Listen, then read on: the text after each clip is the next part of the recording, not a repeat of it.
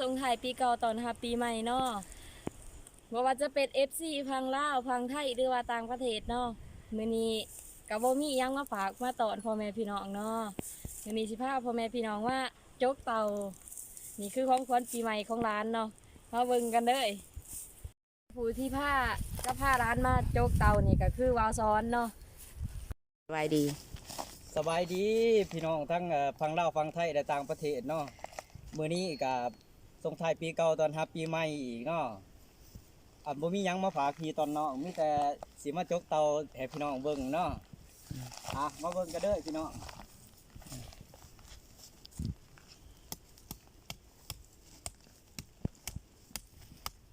ใหม่อยู่บ่เด้ ใบแก่ที่เป็นสี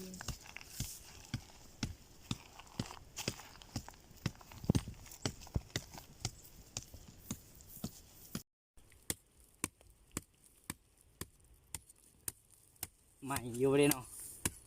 ของขวัญปีใหม่ จกทาน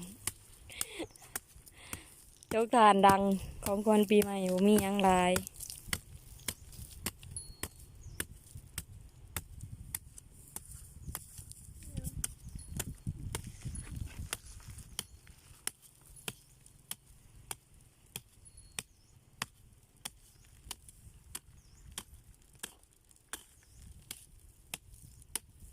เอาเขามาอันนี้เลยจักมือเลย เอาเข้ามานี่กับ5 มื้อเด้เนาะจักสิใหม่บ่ใหม่พี่น้องเอ้ยมาเบิ่งน้ำกันเด้อพี่น้องเด้อผ้ากับพวกเขาปานใดผ้าขี้เนียงพี่น้องเฮ็ดกับเตากับแนวนี้แหละ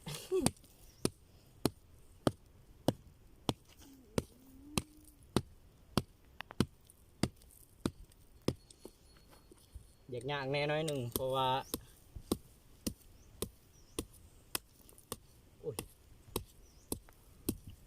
จักว่ายังมีพระอีกอะจัก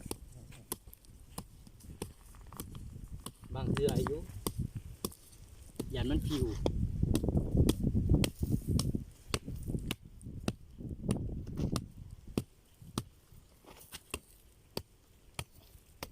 ต้องคอยเฮ็ดเนาะยันมันทะลุเด้อบ่เทื่อหนามันเอาเข้ายากเด้น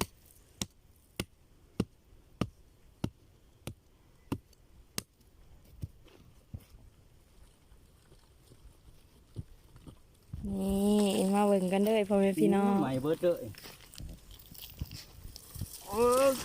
สุดไฟทานงามอยู่เนาะ โอ้ทานงามดีว่ะ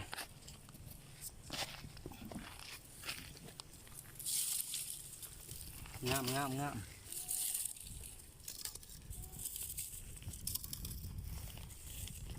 ี่แหละภาษาบ้านนอกพี่น้องสมทานเองดังเองมาสัตว์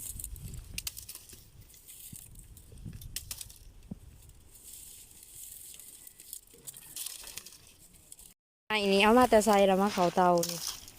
เอามาจากให้จากหน้าตัวเอง มันง้ำเขาร้ายก็ได้ตัดออกว่าได้ทานดังนี่แหละพี่น้องเอ้ย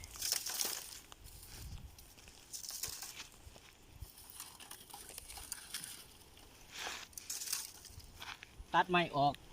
เขาก็งะอยู่ดิไม่กลัวบ่ตัดได้ทั้งทานพอ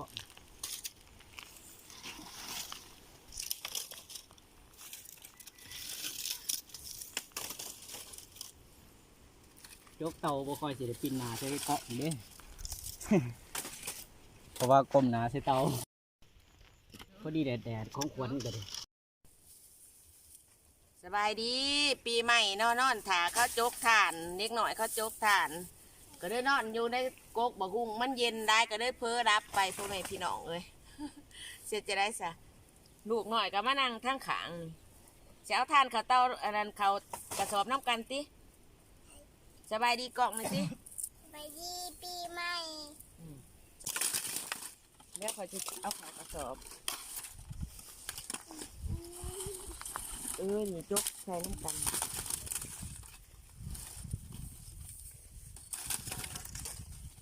นี่แหละเนาะพ่อแม่พี่น้อง วิธีจกเอาทาน กาบมันใส่ตะกาบเนาะ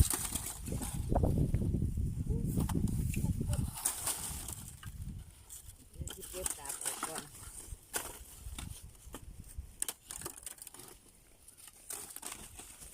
เผาทานแนวนี้เป็นวิธีแต่ล่างแต่เดิมแม่นบ่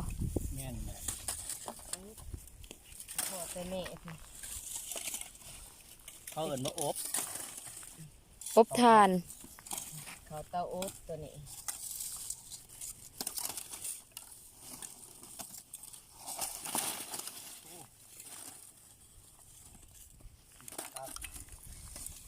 ไม่ฮะมืดเนาะ ยังเป็นดอกที่เก่าอยู่หักใหม่เด้อ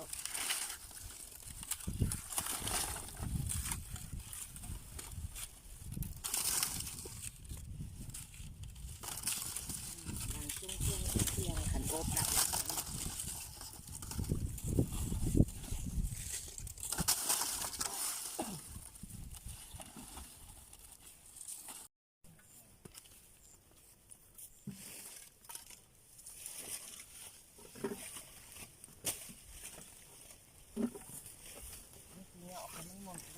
ยังที่นี่ก็อับเป็นใส่เนี่ยหัวหน้าจะเอาใส่เบิ่งไงจี สมาเก็บยายใส่กุ้งสด บ่จ๊ะเขาก็ย่อมตายย่อมหัวหน้าเห็ดแต่ว่าดูกน้องเห็ดน้ำบ่ได้หรอก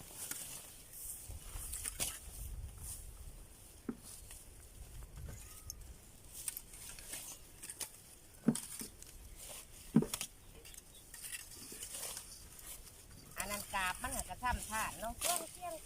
งน้ำอันนี้ค่ะบ่มีหมองตีหมองสีมดกาบก็บ่ได้ถี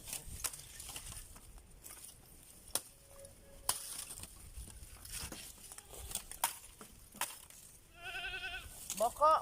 พ่อแล้วอู้ตาย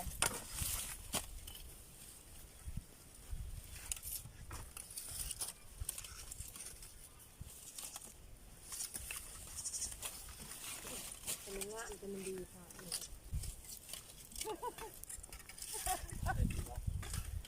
เด้อแนวแนวโชคทาดนี่กะนาดำคืออันนั้นผู้ใส่ทาดอยู่ว่าผู้อยู่ในเก่าเนี่ยผู้อยู่นอกนี่หนาดำนะเขาเบิ่งซอยกันแน่นี่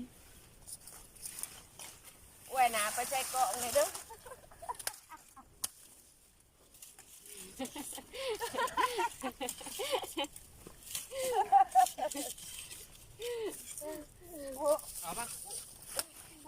ผู้อยู่นอกดิ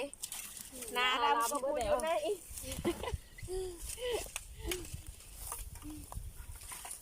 เบื่อจะเผาถอดออกก่อนหมดแต่หัวผู้อยู่ในเห็นนาบ่ดำคือผู้อยู่นอก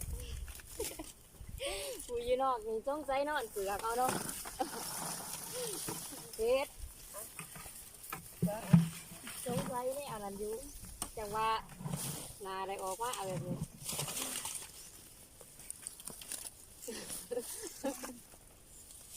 เดี๋ยว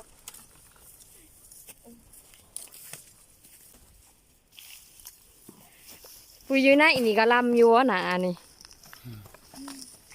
ใส่ผู้อยู่นอกเงยเบิ่งแน่โอ้ผู้อยู่นอกนี่ลำแม่งลาย เจ้าเฮ็ดจะไรนาเจ้าคือลำแม่งเถอะบ่นั่งหน่อยคนเพื่อนโอ้ดูเนาะ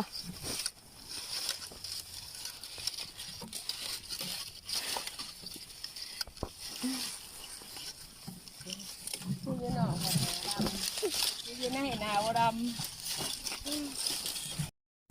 โจ๊กทานได้เอาล่ะพ่อแม่พี่น้องได้เก้าสอบเนาะ มันก็แห้งเข้าไปอีก ได้เติบอยู่เนาะเตาหน่วยน้อยๆหนึ่งก็ยังได้หลาย เป็นน้ำคนเอาใส่ข คนเอาใส่ดีพี่น้องเรื่องนี้ถนัด สบายดีคลิปนี้ก็ สบาย คงสิ ดี จบลงเพียงเท่านี้เนาะพ่อแม่พี่น้องต่อไปขออวยพรใช้ให้พ่อแม่พี่น้องมีสุขภาพเข้มแข็งเนาะปีใหม่เก่าเข้ามาเลยความเจ็บอย่าได้ความไข่อย่ามีปรารถนาสิ่งใดขอให้ได้สิ่งนั้น ทางเบาซ้อนกับขอขอบคุณขอบใจเนาะช่วยกดไลค์กดแชร์ให้ในเด้อพี่น้องบ่ว่าสิเป็นทั้งฟังลาวฟังไทยต่างประเทศก็แล้วแต่อันเบาซ้อนสิขออวยพรใช้ให้พี่น้องนอนรับขอให้ได้เงินหมื่นเด้อพี่น้องเด้อปีใหม่ลาวปีใหม่สากลส่งท้ายปีเก่าตอนรับปีใหม่ก็ดีเนาะนอนรับขอให้ได้เงินหมื่นนอนตื่นขอให้ได้เงินแสนขอ